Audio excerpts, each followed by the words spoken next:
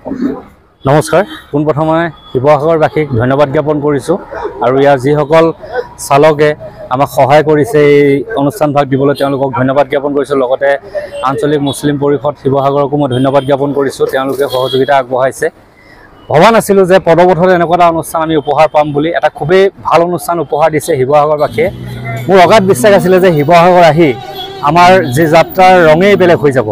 সঁচাকৈ আজি আমাৰ এই যাত্ৰা ৰঙীন কৰি পেলাইছে শিৱসাগৰবাসীয়ে। ইয়াৰ আগত মোৰ গৃহ জিলা গোলাঘাটত কৰি দুটাকৈ শ্ব' সেয়া আৰম্ভণি আছিলে আৰু সেই দুটা শ্ব' একচুৱেলি কৰিছিলোঁ এটা কাৰণেই, কাৰণ সেই সময়ত যি এই দৃষ্টিহীন 10-12জন লোক আছিল তেওঁলোকক খাবলৈ চাউল নাছিলে ঘৰত, আৰু সেইবাবেই মই সেই অনুষ্ঠানটোভাগ যেনেকৈ নহয় প্ৰতিকূল পৰিৱেশক নেওচি হ'লেও কৰি দিলোঁ তেওঁলোকৰ, কাৰণ এসাঁজ খাই এসাঁজ নোখোৱাকৈ আছিলে। কিন্তু আজিৰ পৰা শিৱসাগৰৰ পৰা আৰম্ভ কৰিছোঁ আশ্ৰমৰ বাবে, আশ্ৰমখন বনাবৰ বাবে। এই দৃষ্টিহীন লোকসকল বহুত কষ্টত আছে। যেতিয়া বৰষুণ দিয়ে পানী পৰে, আৰু যেতিয়া ৰ'দ দিয়ে গৰমত শুব নোৱাৰে, আৰু খাবলৈতো কেতিয়াবা পায় কেতিয়াবা নাপায়, তেনেকুৱা ধৰণে দিন কটাইছে। গোটেইখন ভিক্ষা মাগি ফুৰে তেওঁলোকে। এতিয়া এনেকুৱা হৈছে মানুহৰ ওচৰলৈ গ'লেও ভিক্ষা নিদিয়া হৈছে। কিমানে দিব, কিমান সময় দিব? আৰু সেইবাবে মই যাত্ৰা আৰম্ভ কৰিলোঁ, সংগীতৰ যাত্ৰা। সংগীতৰ যাত্ৰাটো আৰম্ভ কৰাৰ কাৰণ দুটা।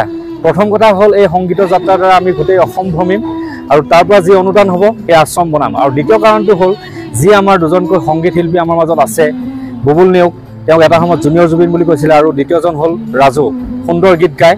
তেওঁলোকৰ যি সংগীত প্ৰতিভা এয়া মই অসমবাসীৰ আগত প্ৰতিষ্ঠা কৰিব বিচাৰিছোঁ, যাতে তেওঁলোকে যি ভিক্ষা মাগি খাই আছে এই প্ৰচেষ্টা নাইকিয়া হৈ যাতে তেওঁলোকে সংগীতৰ দ্বাৰা নিজৰ উপাৰ্জন কৰিব পাৰে, তেওঁলোকক এটা প্লেটফৰ্ম দিবলৈ মই চেষ্টা কৰিছোঁ। আৰু এখন প্ৰথমবাৰৰ বাবে অসমত অন্ধ দৃষ্টিহীন মানুহৰ আশ্ৰম হ'বলৈ গৈ আছে। তো ধন্যবাদ পুনৰবাৰ জ্ঞাপন কৰিছোঁ। প্ৰিয় ইউটিউবাৰ বিটু ডাঙৰীয়াৰ তত্বাৱধানত গোলাঘাটত যি এখন অন্ধ আশ্ৰম খুলিবলৈ প্ৰয়াস কৰা আছে, তাক আমি উজনি অসম সমৃদ্ধ মুছলিম পৰিষদৰ পৰা তেওঁক ধন্যবাদ জ্ঞাপন কৰিছোঁ। আমাৰ সম্পূৰ্ণ সহযোগিতা তেওঁৰ লগত থাকিব। আজি তেওঁলোকে শিৱসাগৰ দৌলমুখ চাৰিআলি, ইয়াৰ পিছৰ পৰ্যায়ত নাজিৰা, ৰংগচালিকে বিভিন্ন ঠাইত ৰাইজৰ সহযোগিতা বিচাৰি আহি আবেদন জনাইছে। আমি শিৱসাগৰৰ প্ৰত্যেকজন নাগৰিকক অনুৰোধ জনাইছোঁ তেওঁলোকৰ এই মহৎ প্ৰচেষ্টাত তেওঁলোকে সহযোগিতা অংশগ্ৰহণ কৰক আৰু তেওঁলোকৰ সহযোগিতা আগবঢ়াওক।